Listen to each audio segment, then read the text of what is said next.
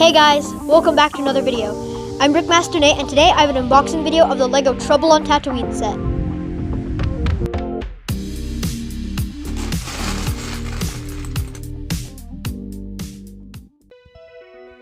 So this set retails for $30 and has 276 pieces. The front of the box shows off the minifigures and the set. And the back of the box shows off the builds in a bit more detail. Alright, let's get into it.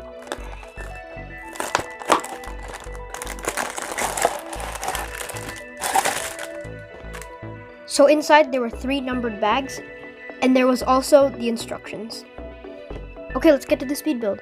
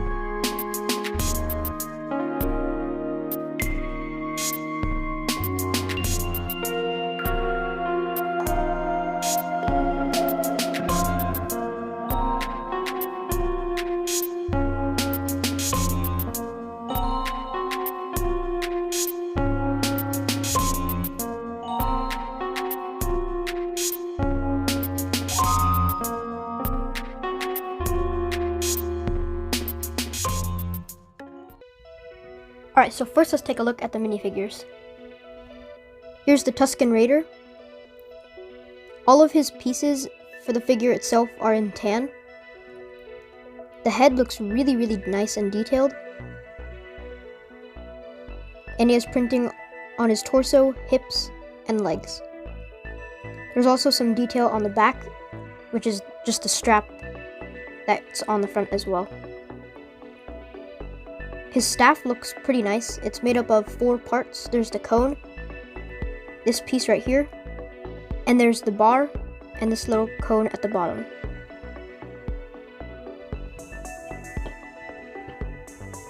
Next up, we have the child, or Grogu. This minifigure is probably my least favorite in this set, just because the body mold does not fit with this figure at all, and the printing on there is also really minimal. And something that I noticed is that the hands don't match up with the head very well. It works, but it's just not the exact same shade. Finally, we have the Mandalorian in Beskar armor. So this is one of the most detailed minifigures I've ever seen. There's printing on the torso, hips, legs, and even on the arms.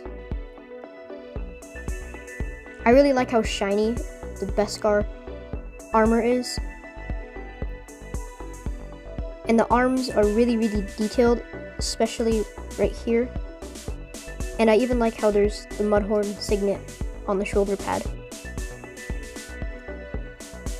There's some detail behind the cape, but it's pretty unnecessary because it gets covered by the cape anyway. But I'm still glad they included it there. Another big thing that they fixed was that his helmet is now in the correct color. The previous figure for the Mandalorian had this dark gunmetal gray helmet, which was totally inaccurate, and I'm glad they fixed it now. He also comes with 2 weapons. He has this short little pistol and his really long sniper rifle. Now let's take a look at the builds. There are 3 main builds in this set. There's the speeder, the ballista, and the tent. First, let's take a look at the speeder. I really like the size of this build. It doesn't seem like an oversized bike, but it's not like a small side build. It's pretty substantial. It's 2 studs wide, but then there's all these other details on the side, so that doesn't really count. There were a lot of really cool techniques that were used. I liked the parts usage as well. There were some cool Technic pieces used to get all these cool angles in the front. The sides have a lot of really cool gray beams and levers on the side. and there's pretty much the same details on the other side as well. On the back, I like how clean this looks. It's really simple, but I'm glad that they included at least some details so it doesn't look so boring on the back. On the very front, there's some slopes and angled plates, and you can tilt this thing forward or back depending on how high you move these bars. And there's even a little plate with one of these pieces sticking out, so when you lay it down on the ground, you can adjust it like that, and it gives it this nice hovering effect. On the sides, there are 2 clips, so you can take the weapons and just put them on like that. And you can even put on his secondary weapon. And there's 2 studs right here, so you can have him just sit down on these 2 right here. The only problem with it is that it's kind of hard to get him to sit down because this area is pretty cramped.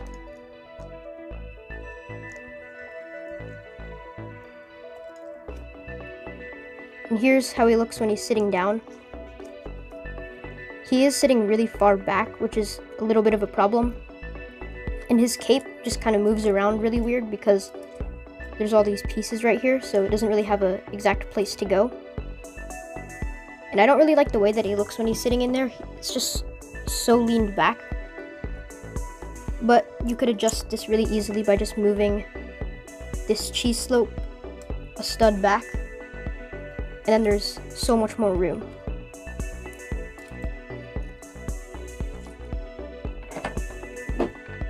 Now let's take a look at the Ballista.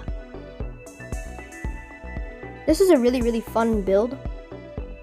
There were a lot of hinges used on the front and even on the sides right here. On the bottom, there's this clear brick, and there's 3 extra supports. And the clear brick is there just so that it's supported even more on the bottom. And I like that they included that. On the front, there's this wheel, and it uses some Technic half bushings, and there's some dishes. And that's even one more thing that touches the ground.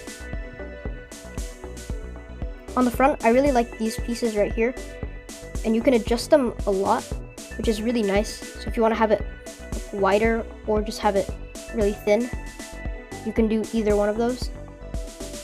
These rods right here are actually flexible, so that means there's even more possibilities.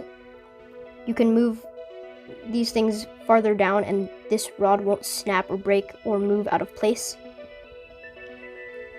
And because of the way that these pieces were built, you can move these forward or backwards a little bit, and this flexible rod will just move with it.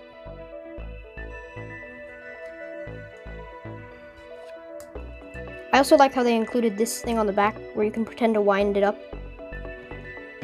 And there's a spring-loaded missile right here that's in flat silver, and it looks really nice in this color.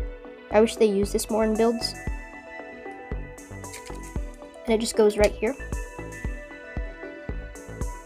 My one problem with this build specifically is that this back support right here falls off really easily because it's the only one that's not held in like the others by this brick. So if you're just handling it, a lot of the time it's easy for this piece to just snap off.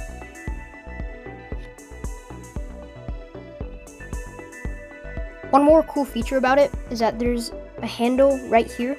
So if you want to have the Tusken Raider just holding it right here, like that, it looks like he's manning the Ballista, and it just looks pretty cool.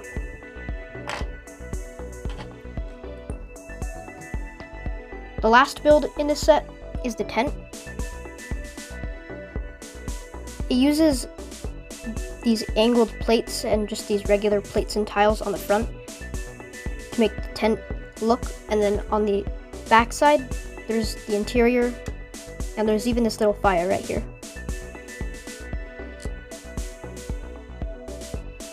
The fire is pretty detailed. I like the use of this piece right here, which has these 4 bars all around it. And these cheese slopes around it also are a nice inclusion. In the middle, there's a long Technic axle that just goes up and holds up this piece on the top. Each one of these segments is connected by these hinges, so you can adjust it depending on however you want it to look. You can make it look really closed up, or you can extend it all the way out. And you can even move around these angled plates on the top, depending on how tall you want the tent to look. And it still looks good either way, depending on how you move it around.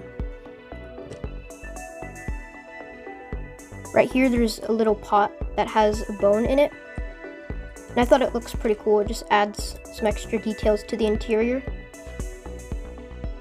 There's a clip right here. So if you want to take the staff, you can just clip it on right there.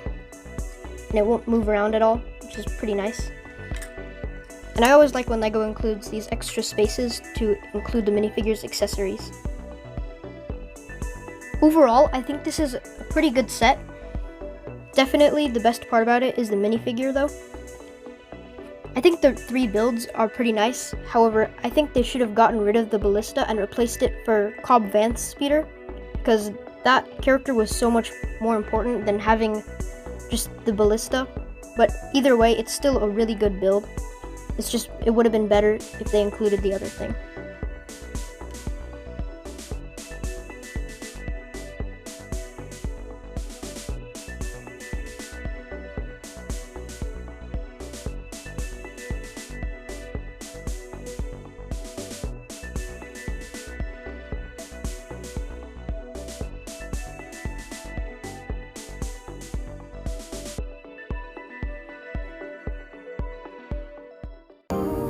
That's going to be it for today's video. I hope you enjoyed it, and if you did, please like, subscribe, and hit the bell icon. Also, leave a comment down below. Don't forget to check out my other LEGO Star Wars videos. Thanks for watching. Bye.